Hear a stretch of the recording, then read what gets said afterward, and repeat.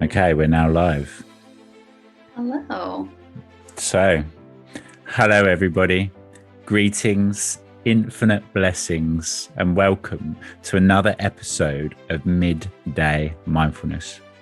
Today, I have the pleasure of having Emily on the show, and we are going to talk all about the inner work, going actually into the depths of our awareness within the mind, let's say, but also energetically, knowing that within the darkness, there is quite often treasures to be found that are only found in the darkness. In the light, it's easy to wander around, looking and being able to see everything in its place. When we go into the darkness is when we discover those truths that cannot be found anywhere else.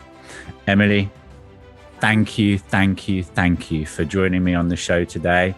Thank you for giving me the pleasure and the honor of spending some time with you and to be able to reflect upon one another. Please take a moment to introduce yourself and let everybody know about you and your journey so far. Yeah, absolutely. Thank you for that intro. How beautiful. I'm thankful to be here. So glad to connect with you and chat with you and just kind of catch up. So I was actively coaching for 6 years. My name's Emily James, by the way. And I was actively coaching for 6 years, but I kind of stepped back last year and really realized I had so much to go through, so much to work on and integrate. I had been not only coaching all that time, but consuming as well, and learning and absorbing so much information. And I wanted to get my hands on every single piece of like spiritual or anything that I hadn't really known before, but my mind was starting to get interested in. I had to absorb it. I had to get more and more of it. And I feel like a lot of people do that often in the coaching space. We're like, oh, we can create a profession out of this. I can put my skills that I'm already naturally good at, holding space for people, helping people identify triggers, helping them heal, like all these things, right? That healers and light workers and everybody comes into this earth plane knowing already. We realize we can make money, we can make a living off of that, and so we want to dive in head first. Like, sign me up. Where can I sign up? And 100%. What I started to realize around that time, and I guess I'm just going to dive right in. I started to realize around that time was I hadn't integrated everything that I was learning. So I was helping people, yes, speaking my mind, speaking my truth, all that stuff, creating, outputting content, but there was something missing, and I could feel that weird link that needed to be addressed. So last year I left my ex-partner who I was with for 5 years. So here's this pandemic, right, that we have. And then all the stuff that we went through last summer with the civil rights movement and Black Lives Matter and all of this stuff. And I'm starting to realize him and I are not on the same page with a lot of things. I mean, we're 5 years in. I'm committed. I'm ready to marry this dude. I'm ready to jump all the way in. And over the years, I did realize so many things that we just weren't compatible, and we weren't very much on the same page with social structures or social issues at all. So that was only one reason, but the other thing was we just couldn't really get along towards the end of it. So had to uproot my whole life to unwire all of everything we had together. We had a home, we had a phone bill, we had all these things, right, that were intertwined. And when I left, I drove home 3 hours in the middle of the night, and I just had to start over. I had to get home and start completely over. I stayed with my brother for a month. Then I stayed with my sister for a month. Then I went and I lived with my parents for 6 months. And now here I am. I'm 2 months into having my own place and really amazing. Just feeling so grounded, feeling so centered, feeling so much better than I remember feeling, not just when I left, but, you know, those moments and those bursts of depression and integration and all those things that come up when you're going through not just a breakup, but anything that is pulling you away. You know, Yes. it was my soul definitely telling me, this is not in alignment. This is not you. This is not for you. Mm-hmm. And I couldn't any longer. I know all that time, all those years, I had this little itch, or this little, like, I knew that I really needed to make sure for myself, for me to be happy, Mm-hmm. that I was eventually going to have to leave. And I just didn't want to do it because my human was so comfortable, right? We get so comfortable, we get so complacent. And that was the hardest thing for me.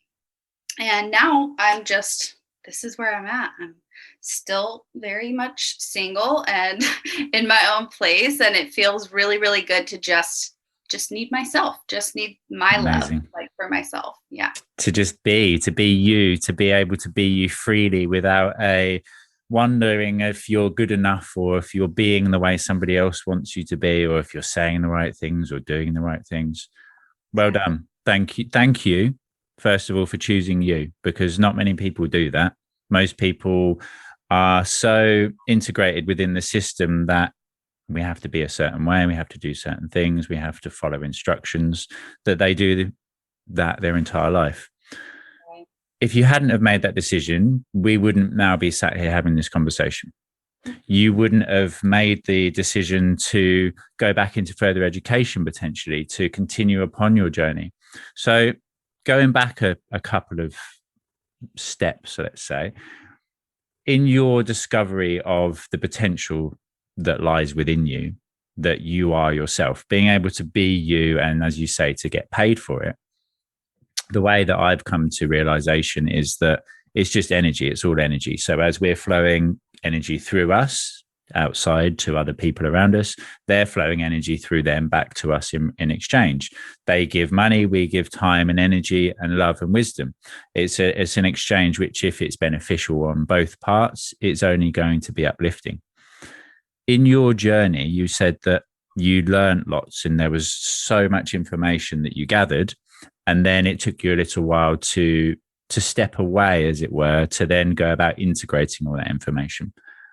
Yeah. What was the most powerful or life-changing piece of information that you came across, whether it was a book or somebody that you discovered that was a teacher or a guide of some sort? What would be a major influential piece of information to share with the listeners so that they can go about actually going down that path themselves? Yeah, I'll share with you. So after my breakup, so that was back in August. Mm-hmm. And so August, September, October, November, I had actually met someone, dated them for a couple of months, and have a point I'm going to share at the end. But I dated them for a couple of months and realized I was in a very mentally and, I would say, emotionally abusive relationship for a very short amount of time, maybe 6 to 8 weeks. Mm-hmm. But it was right after my other relationship. And so I think I was in this vulnerable place where I couldn't really tell, because normally I'm very aware and I'm very conscious of being able to tell when someone is either toxic or abusive or gaslighting me, manipulating me, that kind of Beautiful. thing. And I had never, ever, actually, I'd never been in a relationship like that. I've always, for the most part, had healthier relationships, maybe not so healthy dynamics, but healthy relationship, communication, all of that. Nice. And with this, it was very different. So towards the end, it was very random. I woke up one day and something told me, you have to break up with this person. You have to let this person go and then completely be on your own. Stay single. Stay by yourself. Learn how to love yourself. And I've actually been in relationships up until that point since I was 14 years old. Even as a little girl, I was boy crazy. I always had a boyfriend or something. I'd be coming home to my mom being like, I have a boyfriend, whatever. So my entire life, I hadn't been alone. And I think that was that subconscious. I did not want to be alone. I was scared to be alone. I was scared to sit with myself. I was scared to sit in what possibly could have felt like emptiness or a void. I didn't want to sit with that. And I think subconsciously, I was always searching, always needing something.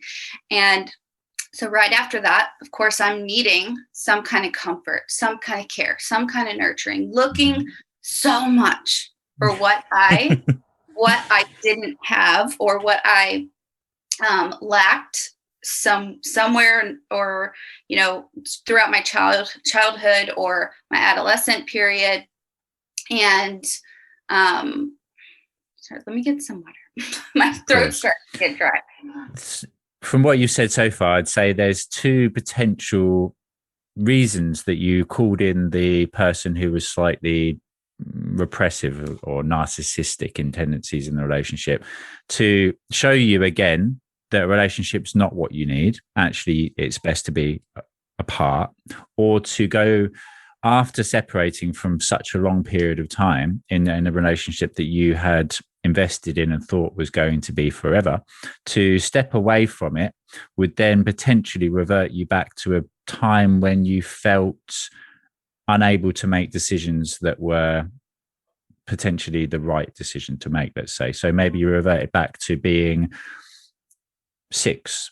And at that point in time, you had a relationship that was slightly negative and repressive. Somebody used to be mean to you, but you still were open to receive that. So everything we do comes from a program. I know you know this yourself, because this is what you used to do and you still do. Whether you have the title and label and charge people for your coaching, you're still coaching. The words of wisdom that you are speaking, that you're flowing through you now, is a form of coaching. You're delivering information to other people. So again, thank you for everything you continue to do. And yeah, carry on, please. No, yeah. Thank you for that reflection and just noticing, those two things. And I have had issues in the past with making decisions, seeing that fine line between being confident in my decisions and feeling the energy of other people inflicting on or projecting on those decisions, whatever the case was. But long story short, I went through some really just terrible things with this other person that randomly, and I do believe it was so karmic. Our sex was like so toxically good that I really just didn't. I think that may have been, maybe that was, my rose-colored glasses there. Yeah. And not realizing, and all the love bombing, of course. I had no idea that was a thing. I didn't know love bombing was, I didn't even know that term. So what's that then? I've not heard of that before either. So once I got out of this relationship, I did a lot of research on narcissism, and narcissists will love bomb you the first few weeks of your relationship, making you feel like you are so safe with them. Here is, everything. I love you. You're amazing. All these things, right? Yet, as soon as you start to let your guard down and feel safe with them, they start to manipulate and gaslight, and sometimes you have no idea that they're doing it. So one thing that I think really hit a chord with me one time, he would talk about the things I did on social media, or he would talk about my selfies and things like that. And I think he was just very insecure. And most narcissists are just highly insecure, and they're unaware of any of those things. They're so unaware of it.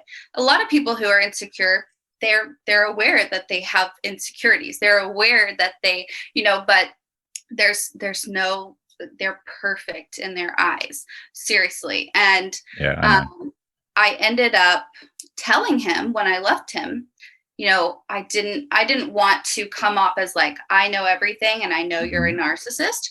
But at the same time, I said, I really think that you should look into some form of therapy. I think that I think you're narcissistic, or you have these and tendencies. Exactly. Beautiful.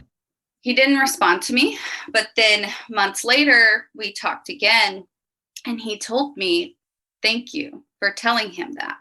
And he told me he would have never known the term. He would have never looked it up. He would have never done any kind of research if I hadn't told him. And when I sent the message, I mean, I was scared. I did not like that at all. I didn't want the response. I didn't want to argue. I don't argue. I just don't. And so I didn't want to risk him hurting me again, coming with the backlash. But it worked out. It worked out very well. And regardless, in the end, he still turned out to be complete narcissist and complete asshole is what I usually refer of him to. But my mom bought me, so this is my point to your question. My mom bought me a book for Christmas, and it was called Date Yourself. And I have definitely, whenever I was with my ex of 5 years, I would tell him all the time, I really just feel like I need to do this alone. Like, I feel like I need to heal on my own. I need to do it without a partner. And he would always tell me, no, we can get through anything together. We're a team, we're partners. But sometimes that's not how it's supposed to go. And you have to listen to yourself, not, because my thing was, I had committed to this. When I commit to something, I don't back down. I don't stop working until, it's done. But this was very different. And I had so much shame. I had so much guilt around leaving because I had committed. And so that's been one really, really big struggle in my life, I think. Even, when it comes down to canceling plans, it's actually not a people-pleasing thing for me. It's not because I want to please the other people. I could care less about that.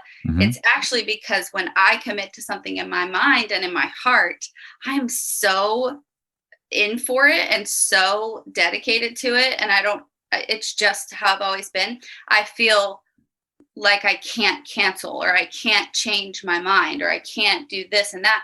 And that's been my number one thing. So this book really helped me. Changing the subject from that, this book really helped me learn how to love myself and date myself and care so much about my health and my body and my mind, like all of the things. And it was just so random too. My mom, she buys us Christmas presents, but nothing ever too crazy. But this book was so significant. And it really, really, really helped me out of a really tough spot back then. So I can send you the info for that. I highly recommend it for anyone that has gone through a breakup, or even if you're not going through a breakup, even if you are with a partner, this book will help you because it's about self-love. Doesn't matter, if you're in a committed relationship or if you're single. Beautiful. Thank you.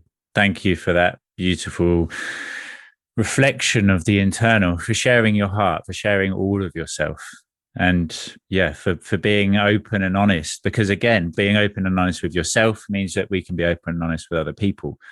And it's a realization that we only really ever have the self. When we're complete in ourselves, we can then be complete with everybody else. When we try to hide or limit the version of ourselves so as not to offend or upset, or as not to shine too brightly, let's say, for some people, which is quite often what happens in the journey that many people are on at the moment, the spiritual awakening. You start to awaken to all this new information and potential, and the other person doesn't like it because they don't understand it, because that's the truth of it. What the ego doesn't understand, it condemns. Interestingly, I have a very, very similar program, because again, I'm just going to call it what it is, where I can't fail. I will not fail. It's powerful and positive, and it also will mean that you will hang on to things until literally their weight becomes so heavy that you have no alternative but to let go before it rips your arms off.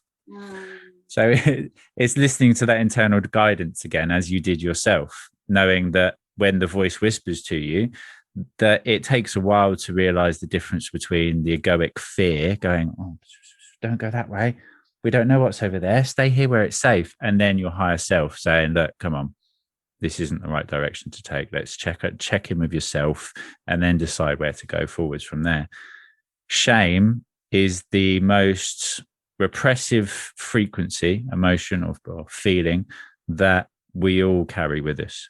Being shamed for something as simple as taking an extra biscuit when you were 4 off the plate when you went to your grandparents or something. There's a plate of biscuits, you have an extra one. Why are you having an extra one? Why is everybody else not having one? Why are you more important than them? Sorry. Or something as simple as eat all your food. There's some children in the world that don't have any food.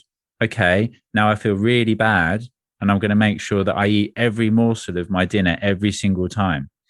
It's so interesting to be able to look at ourselves from an alternative perspective from outside of ourselves. So when we respond or we react in a certain way, we can go, okay, that was interesting.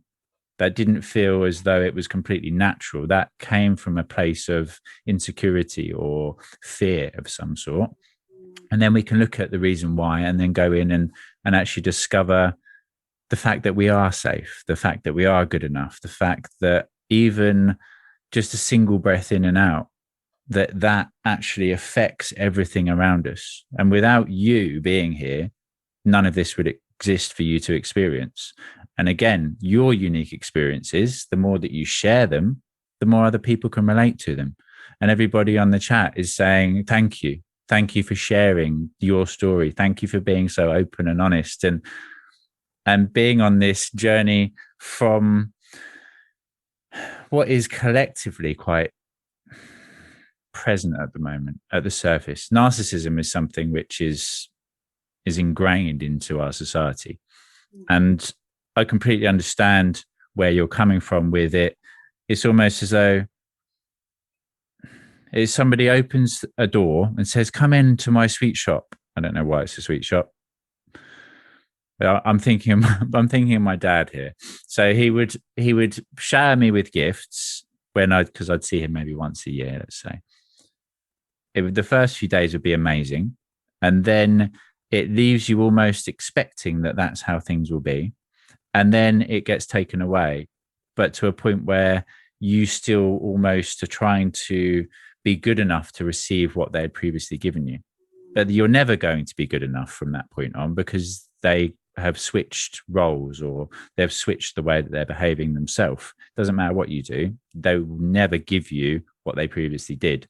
And then you go through potentially your entire life, which is some people never leave those relationships, always seeking validation and approval from that person, which will never be received.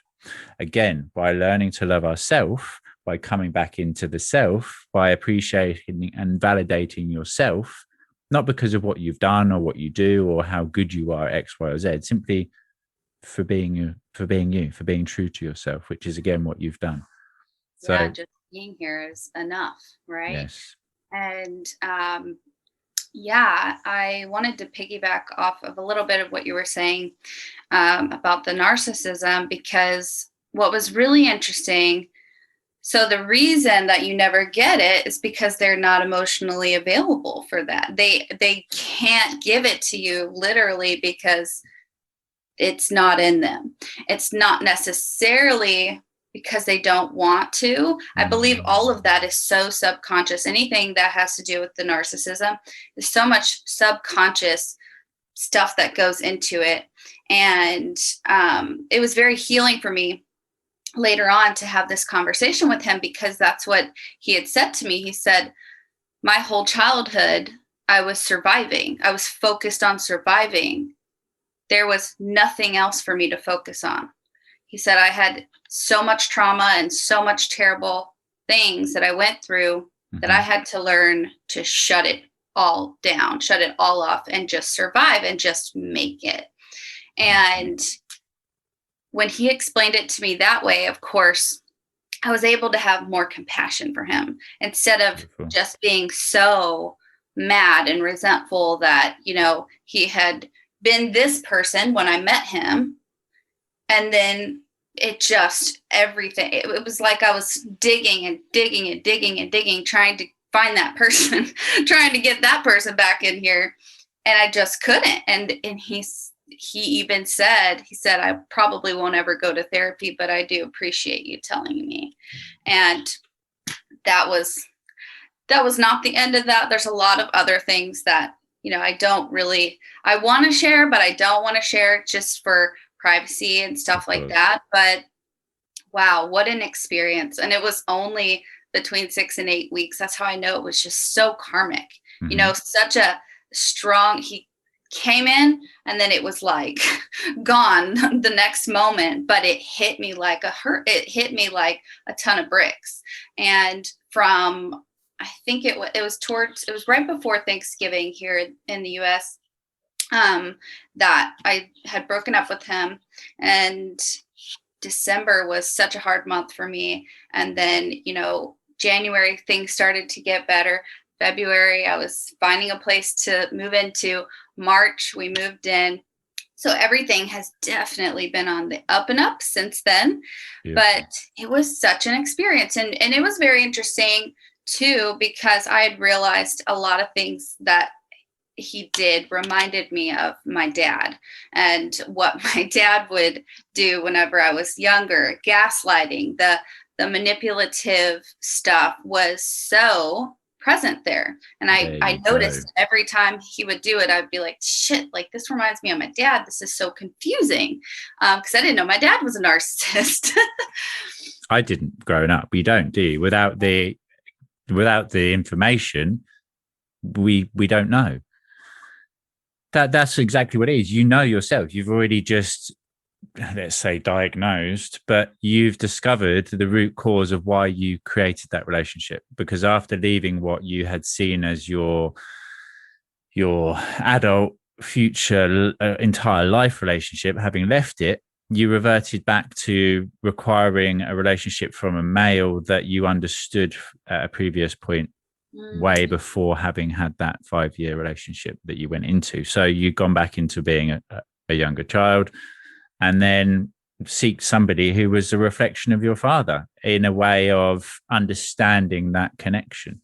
Absolutely. It is. It's so interesting. And really, knowing yourself, how do you go about doing the work? Because it's quite clear to see and to hear that you are very, very dedicated to what you're doing. Whether you're doing it as an actual professional or not at the moment doesn't matter. It's completely irrelevant. You're doing the work. You're shining your light, and you're helping to inspire and guide others back home to that light that's found within themselves. So what's your kind of go-to technique, let's say? Yeah, absolutely. So a few years ago, I came up with this protocol. It's called the 6 Avenues of Healing. Nice. And can't really remember all of them off the top of my head, but it's basically, it's the basics of taking care of yourself. That's like where it starts, because yeah, we can definitely attack this shadow work with some journaling, right? Or listening to a YouTube video, or we can listen to podcasts, and there's so many things. But I think it starts with the basics of, even if you want to eat something that makes you feel like total shit, choosing something that makes you feel amazing. Those little things make such a difference. And I know this because for years, I was doing all the work. I was doing all the shadow work, all the stuff, the meditating, the everything. But I was also, drinking very heavily, and I was smoking weed every single day. I mean, I still smoke, but it's not like I was then. It was all day, every single day. And some people can do that. I'm not judging. I'm just saying where I came from, it wasn't working for me. And then like nicotine and sodas and things like that I will not label as bad, but within moderation, of course. You also want to fuel your body with things that are good for you. Really, really nourishing for you, for your skin, for your hair, for your stomach, your gut, anything having to do with your health and your mental health as well, your physical and your mental health. That's where it starts, I believe. Yes. And then go ahead. Coming back to, so every time I do something, it's bigger picture or smaller picture. So you take it all the way to the end of one direction. It's what's nourishing for your soul. If having a smoke is nourishing for your soul, then have a smoke. If you get to the point where it's not serving you anymore, to not smoke is then what is nourishing for your soul. So then that is the decision to take. It will require some form of self-dedication. It will mean that you have to compromise in certain ways with the ego or the desire or the attachment, the addiction, let's say, to nicotine, as it were. And then you can then create a new path, which is more enriching to the soul. Come back to the soul. What is most beneficial for me in this moment? If it's eating a pizza, if that's what's most beneficial for you, then crack on and eat that pizza. There is nothing negative other than what we attach negativity to. When we collectively associate something as negative, it is negative. When we collectively associate it as positive, it is positive. It's the individual and collective will and perspective of it. It's the belief in something which creates it. Beautiful, yes, beautiful. 100%. And, beyond that, beyond your physical health, I actually really enjoy meditating, and I really enjoy yoga and things like that. Working out helps me to really clear that energy that gets 100%. Stuck in my body. 100%. And so once I start working out, my mind, that's when I really start going. And then I can actually clearly think about things. If I don't work out for a really long time, I start to go downhill very quickly. Depression, anxiety, all that, it's the flip of a switch. So preventing that is my number one priority all the time, because that's worth it to me. I care about how I feel.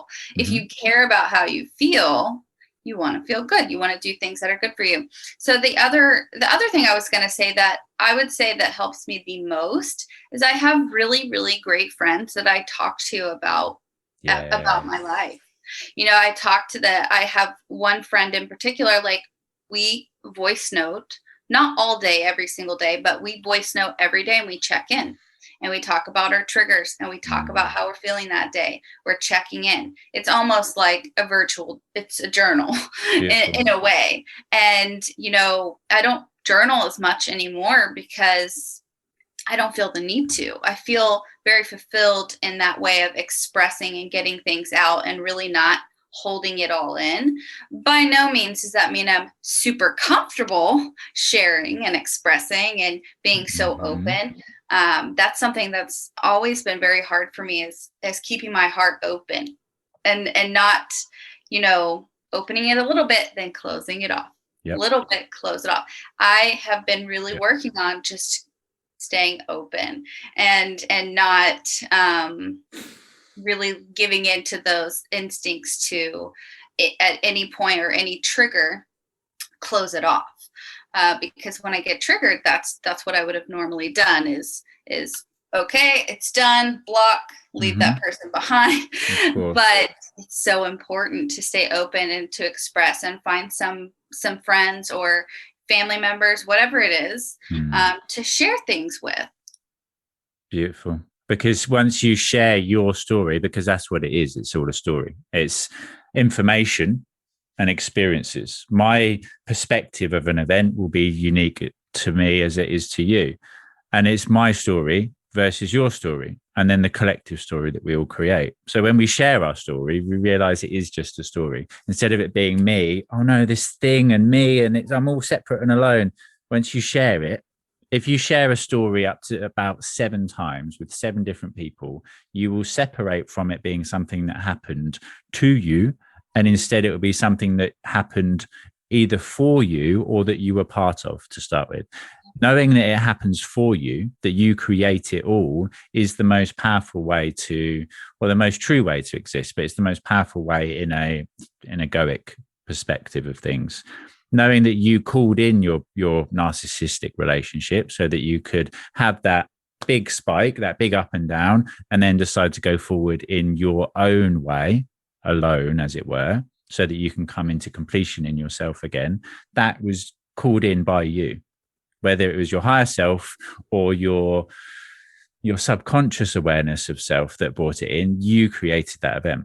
If you then become defiant of it, you just become defiant of yourself. So again, it's the acceptance of it, and self-love. Self-love, as everyone's saying on the chat, is the way forward. Self-love is the key. It's always love. The answer is always love. Truly it is. Absolutely. Thank you. And it came to mind as you were talking. So 2 images I got. So the first one, let's use that one. Okay, so there's a house. In the house, you're safe. You open the door, it's raining outside. So you decide to close the door and to stay safe indoors again. This is your heart. The house is your heart. When you open the door to the world outside and you look outside, if it's dark and cold and scary because you've not been out there, then it's always going to be dark and cold and scary. It's raining, there's clouds, there's a little bit of light from the moon, but it's nice and warm and safe indoors. So I'm going to stay here. It's opening the door and allowing for a realization, first of all, that there is something outside. So you can look outside, you can look out the window, you can look out the door, you can say, okay, now I have an understanding of what's out there. Then the next step is to actually venture out, to become familiar with the fact that you can give yourself, that you can open your heart, that you can shine love through you, because in truth, it's not yours. The most powerful, let's say the conclusion that I've come to is that when I love, I am just being true to who I am. It's not me. So I love through me, because there will always be, every single person listening to this, there will be part of you that you don't like. Every single person, no matter how far along your journey you are, no matter how deep you've gone into this work, and I do this daily. And later today, I'm actually going to take another journey, and I'm going to do a live I'm going to record it so that people can see.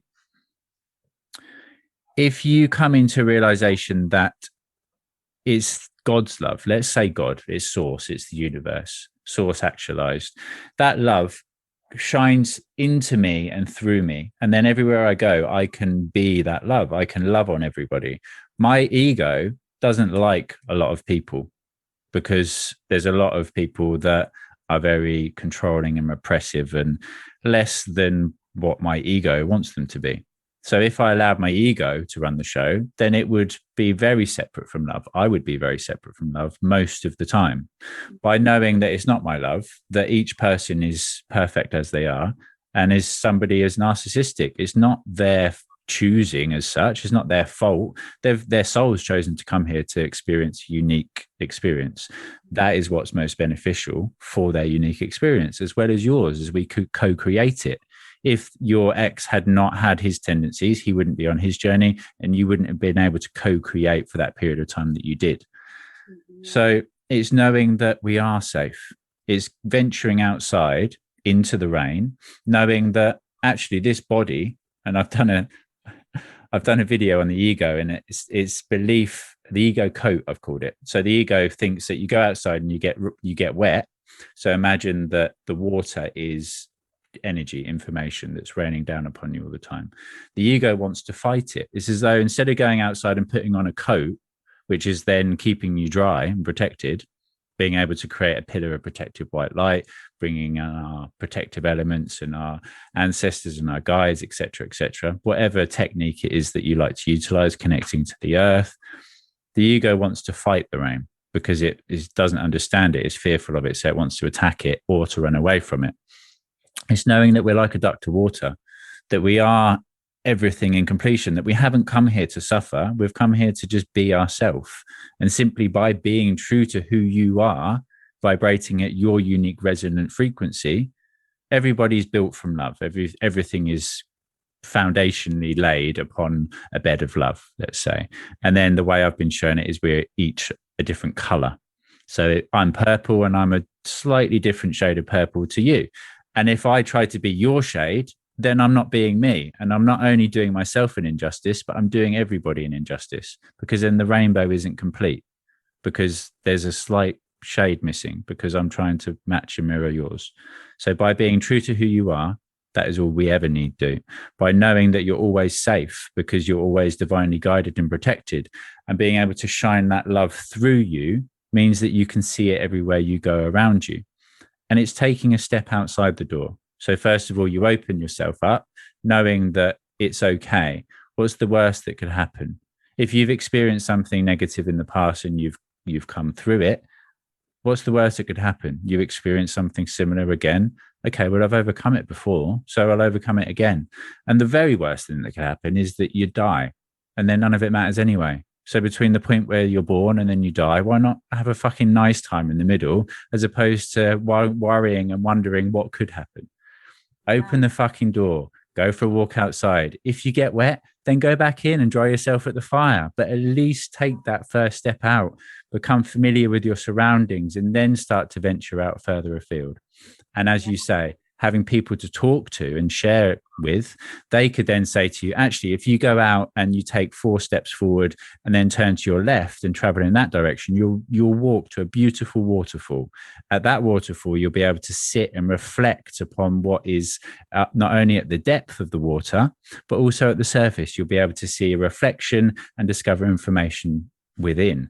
So it's taking information from outside as well as knowing that it's all within. The answer is always inside. You know this. The answer is love. It's inside us. It's who we are. Shine it through you to everyone around you. Job done.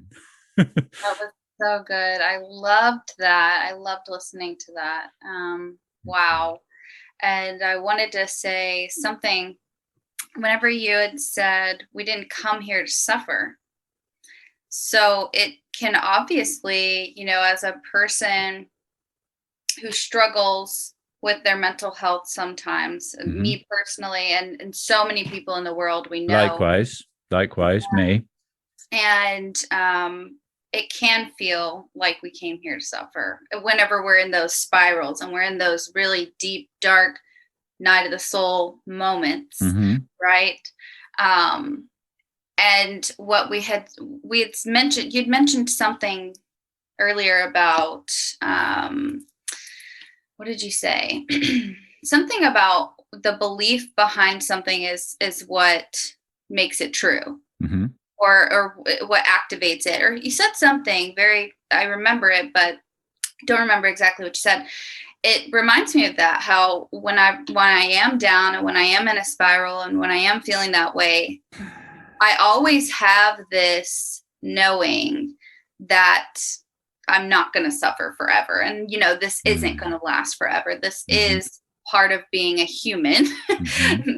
Can't relate with humans these days, but we're here. We've got to do it. We've got to get here. We got to fulfill that purpose, right? Yep. Get that bag. But that is what keeps me going sometimes, is just having that knowing and being able to also allow yourself to sit in that void, allow yourself to sit in those really, really uncomfortable, really painful emotions that are so unbearable. I mean, for me, when I used to start to feel those, I would find the nearest bar, or I would find the nearest pipe, or, I needed to fix it. I needed to make it go away. I didn't want to feel it. Or I would, find something else to do to distract myself. And sometimes, and I tell one of my best friends this all the time, you got to sit with it. You sit in that void, 100%. Sit in that void, feel that emptiness. It's there. It's actually there.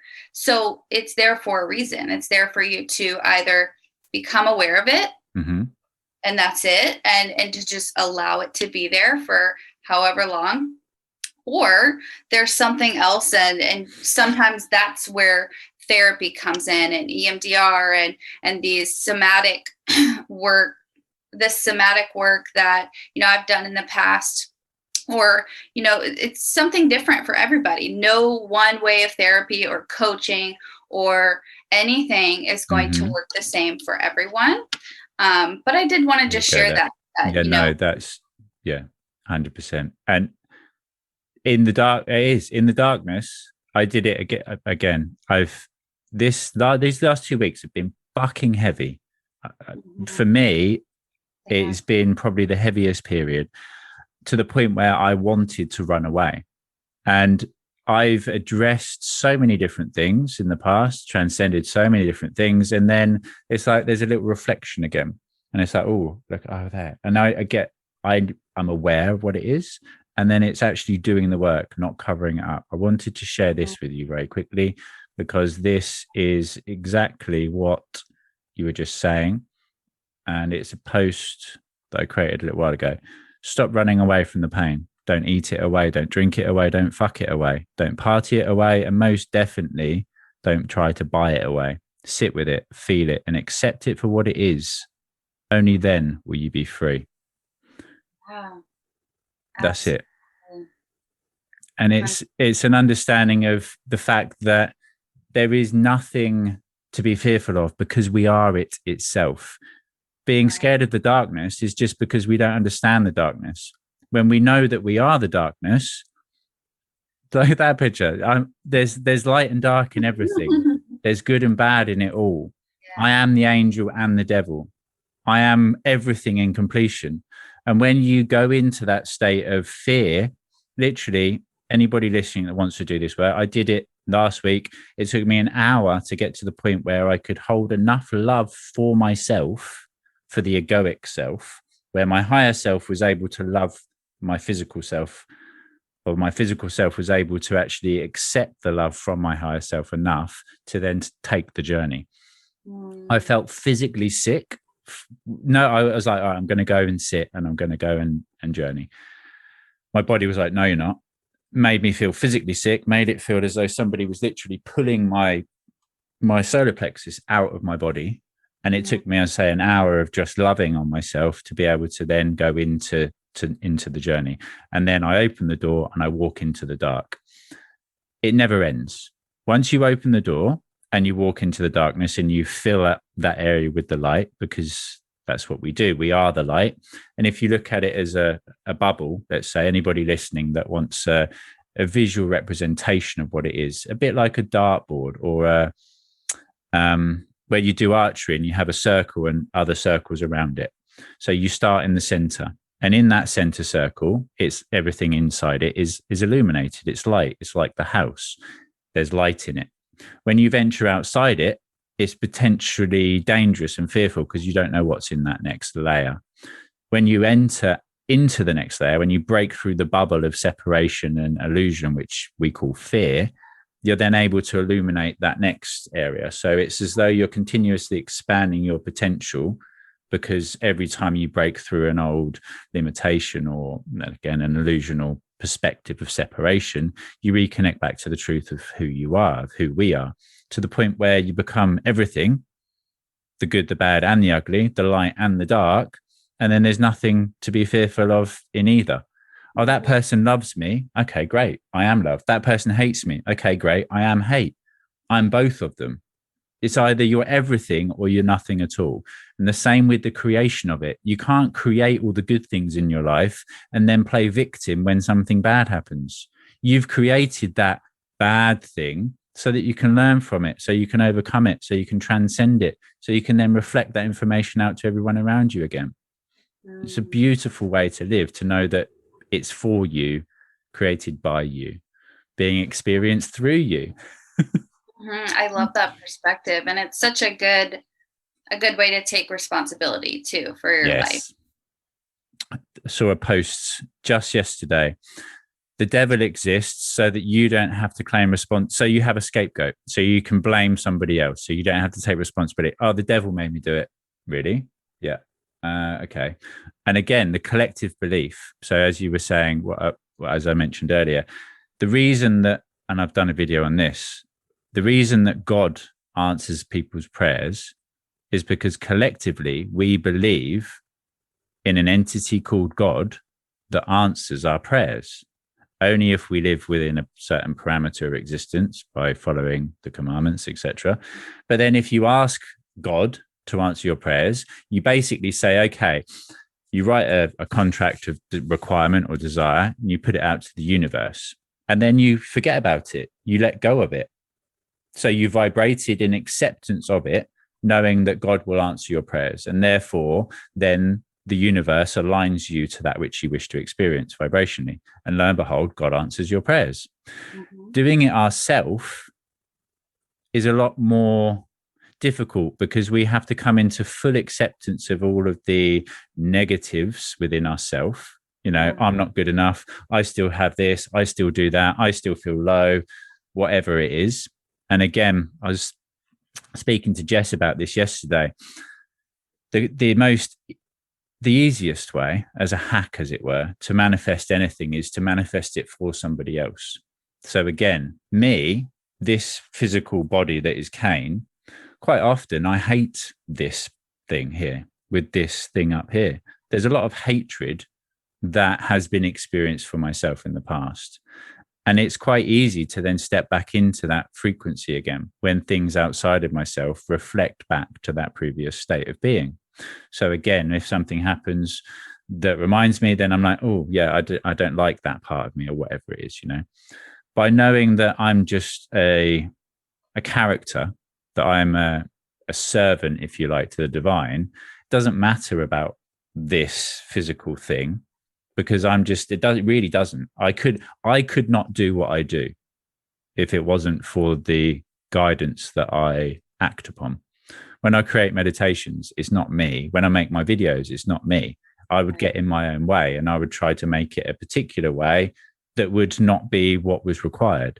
So it's accepting that there is always divinity at work and that we ourselves are that divinity. So God answers your prayers because collectively humanity believes God does. Our angels and our guides are there to protect us and to guide us because, again, we collectively believe that they are. When there's only the individual I, when we're doing it ourselves, we have to hold that self-belief for this I, for myself, that is the same as the collective belief for God. Mm-hmm. So that's a very, very deep journey and point of realization to get to. So instead of that, anybody listening that wants to manifest, and the reason that I will create what I'm here to do is because it's not for me. And if I flow through information, let's say money, because it's something that everybody is very aware of and that they can understand and reflect upon. If I'm getting money for what I do, there's still part of me that feels that it's wrong. But knowing that actually it's just energy that I'm flowing through me externally and that everything I do benefits everybody else. It's not about me. It's about the collective I. Then I'm done. It's easy. And I can just joyfully skip through it. When I start getting back into me needing to be good enough or needing to do X, Y, or Z, then I get very heavy and very low and don't feel good enough. And my old anxiety tendencies return and feelings of depression and as you yourself have said. And again, that's why I do what I do, because I know the difference between over here and over here. I know the difference between living in the darkness and hate and anger and living in the light and joy and love. And then it's finding the balance and the harmony between the two to experience what we call life. Yes. Wow. Thank you for sharing all of that. I loved that. Nice. Yes, very similar experience there. And I'd be really interested in looking into your astrology, your birth chart, and your south node and north node and all that. I love to analyze charts like that. So just everything you're telling me, it makes me wonder, where's this placement and this placement here in his chart? No, that would be, I'd love to see that. If I send you over everything, yeah, I'd love if you find the time to do that. And then we can post it as part of the actual podcast as well for people to see. I would love that. Amazing. Is there anything that you would like to add as a way of rounding everything up and bringing it back into completion? I think, as the topic has mainly been not mainly, but a lot of it has been self-love throughout our duration of the call. But I think really, really making decisions and listening to yourself, like those are the things I'm feeling called to say. Is anyone listening to this? That was what I struggled with so much. I would let other people make decisions for me, or I would allow other people to influence my decisions. And finally, I'm in this place in my life. I'm 25 years old. And for all that time, I didn't make my own decisions. So that is part of self-love, is really, really honing in on, what do I want?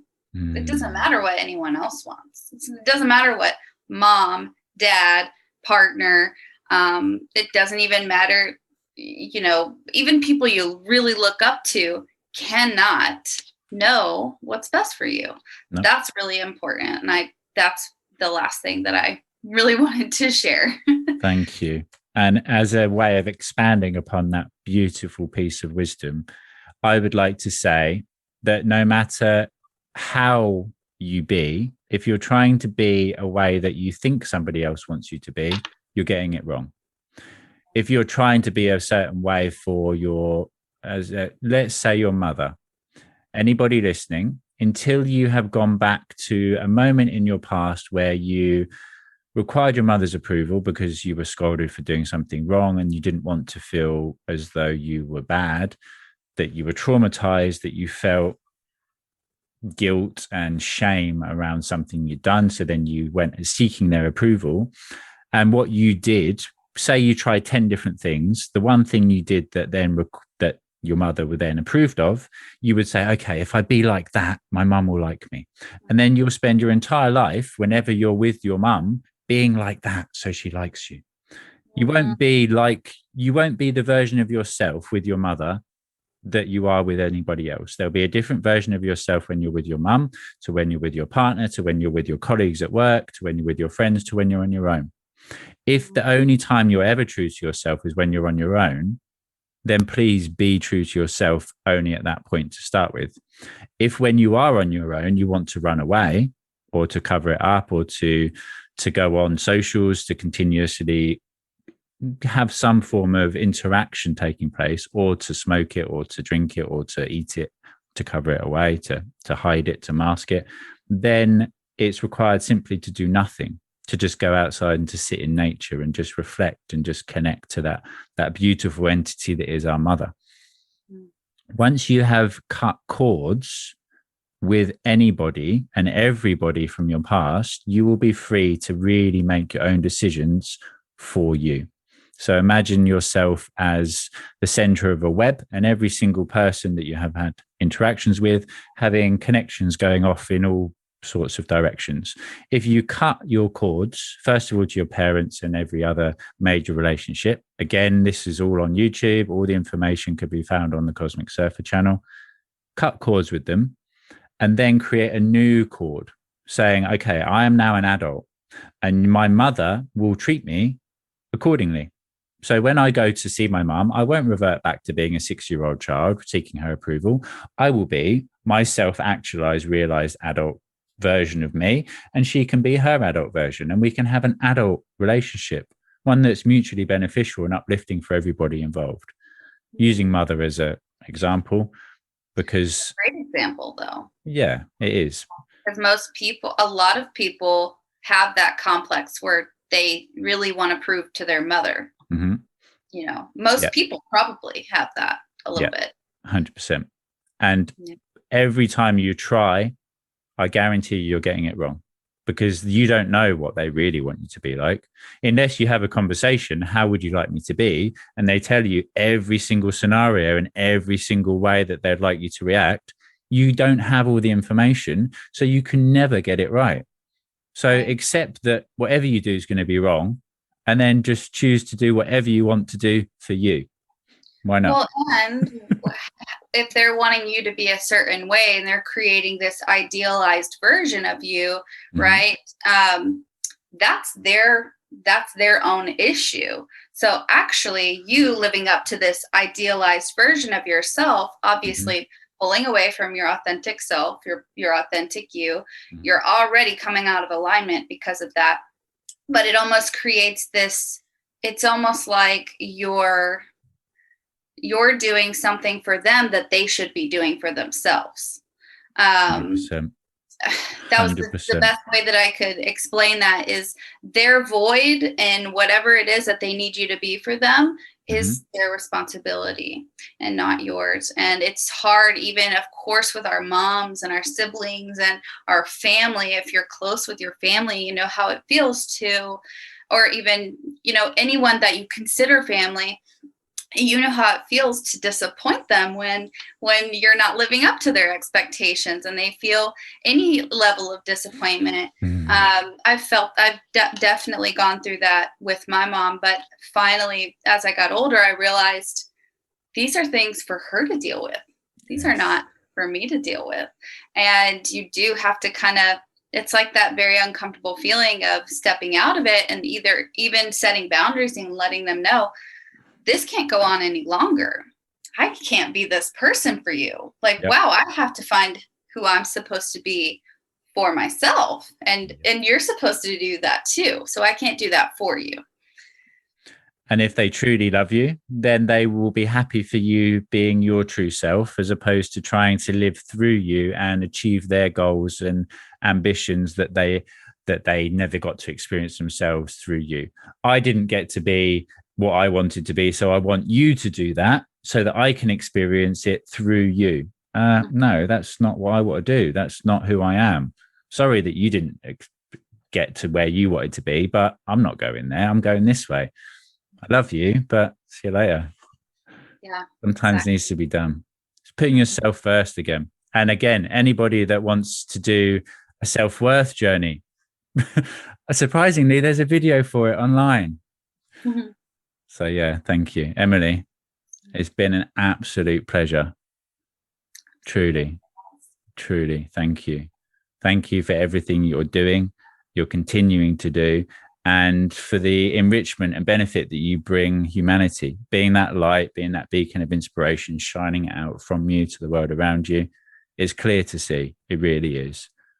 Thank you. Thank you so much. And thank you for having me on here. Thank you for all the work that you're doing. I see you every single day. You're showing up and you're doing it, and you're really putting out some amazing content too. So thank you for that. All your meditations, everything that you do. Thank you. Truly. This is my role. It's the reason that I am here. I have accepted my position, if you like, in the world, and I'm just going from strength to strength, from moment to moment, enjoying those ups and downs. And again, that's why it's the cosmic surfer, so that we surf those waves. It goes up and down. Surf it. If you crash into the wave, you're going to get wet, but you can climb back on board and then just carry on surfing again. I love it so much. Emily, all my love, truly. And I will speak to you very, very soon. Thank you to everybody listening. Keep on doing what you're doing. Keep on shining your light and helping to guide and lead others back home to themselves, back home to love. Love, light, and infinite blessings. Namaste.